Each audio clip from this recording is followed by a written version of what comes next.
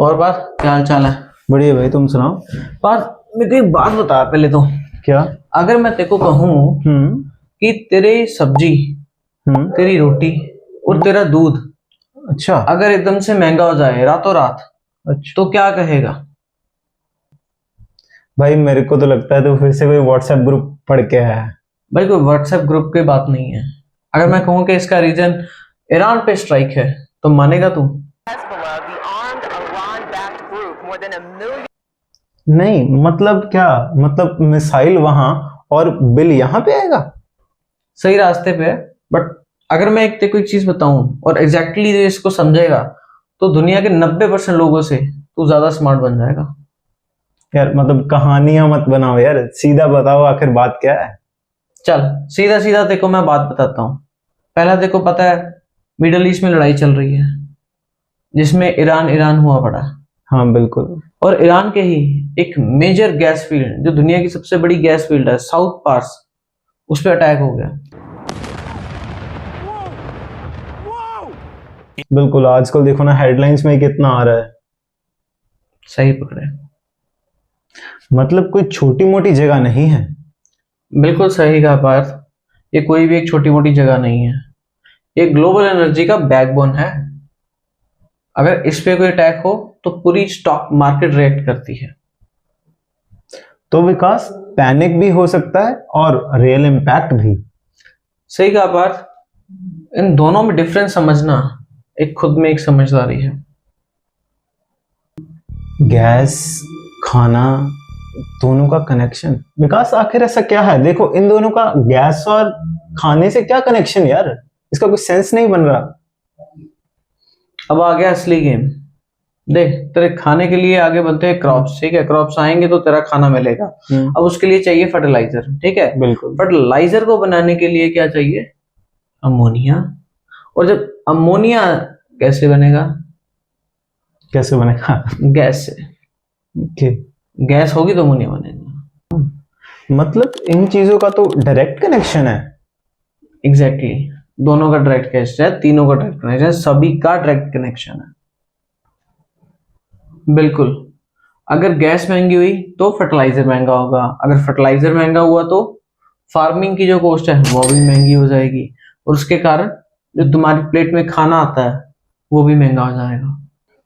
मतलब भाई, missile Iran में, ठीक है, और जो हिट होगा वो हमारा इंडियन किचन। सही पकड़ा है। एक रियल वर्ल्ड एग्जांपल दूं? हाँ बताओ। हाल ही 2022 में यूरोप में क्राइसिस आए थे, एनर्जी क्राइसिस, और उसके कारण फर्टिलाइजर्स के दाम जो थे 60 से 70% इंक्रीज हो गए। मतलब बिना वॉर के ही इतना इम्पैक्ट? हाँ भाई, अब इमेजिन कर लो कि एक वॉर के कारण जब सप्लाई चेन हिट हो जाती है। अब इसी बात पे तेरे को एक सेकंड लेयर बताता हूँ। हाँ बताओ। जो मिडल ईस्ट है इस एनर्जी के लिए एक ह्यूज एक्सपोर्टर है, उसके ऊपर कुछ कंट्रीज डिपेंडेंट है, जैसे कि हमारी कंट्री इंडिया।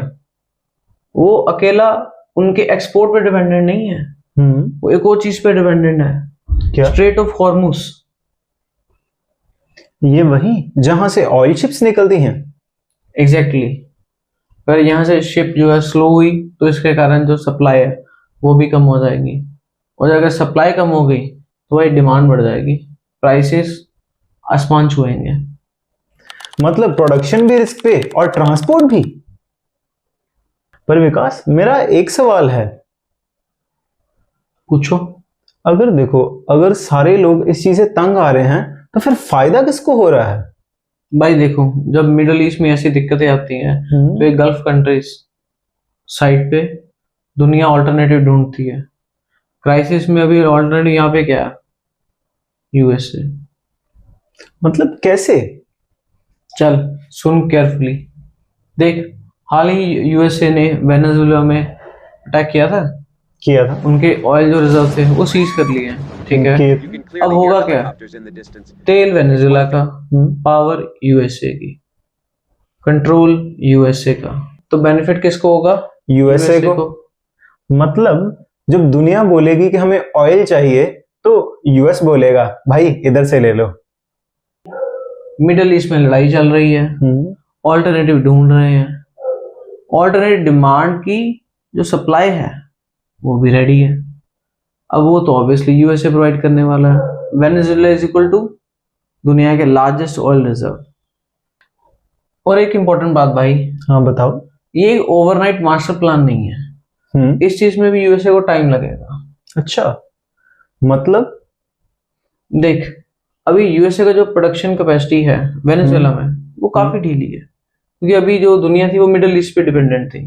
और जो आहिस्ता आहिस्ता वेनेजुएला में आएगी तो उसका भी प्रोडक्शन बढ़ना शुरू हो जाएगा। पर एक इंपॉर्टेंट बात भी सुन ले। हाँ बोलो। देख, एक ओवरनाइट प्लान नहीं है, इस चीज में टाइम लगता है और एक लॉन्ग सेटअप लेके चल रहा। मतलब कंट्रोल है बट फुल पावर अभी नहीं दिखी। भाई एक लॉन्ग टर्म प्लान है। तो भाई फाइनल इम्पैक्ट क्या है?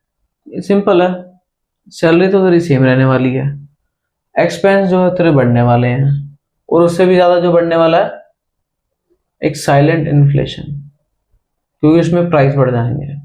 मतलब सैलरी आएगी और गायब भी हो जाएगी। एग्जैक्टली। और मंथ एंड में बोलेगा पैसा गया कहाँ।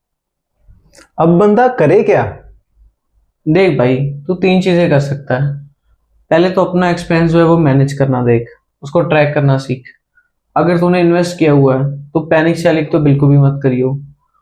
Last but not the least, अगर तू एग्रीकल्चर और उस पे एनर्जी पे फोकस करेगा, सेक्टर उन सेक्टर को स्टडी करेगा, वो तेरे लिए बहुत बेटर रहेगा। मतलब डरना नहीं है, समझना है। Exactly, information is equal to power. तो फाइनल लाइन क्या है? भाई देख, फाइनल लाइन को मैं 4 लाइनों में डिफाइन करूंगा। पहली बात तो ये है कि वॉर जो रहती है वो बॉर्डर पे नहीं होती है, वॉर तेरे बजट पे चलती है, और जितना तेरा बड़ा बजट होगा उतनी बड़ी वॉर चलेगी। तीसरी बात ये रहेगी, वॉर में जिसके पास एनर्जी रहेगी उसके पास ही फ्यूचर कंट्रोल रहेगा। और जो समझ गया वो महंगाई से नहीं डरेगा। सही कहा बात। और इसी तरह के मैं अपने ऑडियंस को भी कहना चाहूंगा, अगर इसी तरह के आपको ब्रेकडाउन अच्छे लगते हैं तो कृपया करके सब्सक्राइब कीजिए और उस दोस्त को शेयर कीजिए जो ऐसे हड़बड़ी में पैनिक सेलिंग करने के लिए सबको बोल देता है। तो मिलते हैं नेक्स्ट एपिसोड में। चाहते गलबात।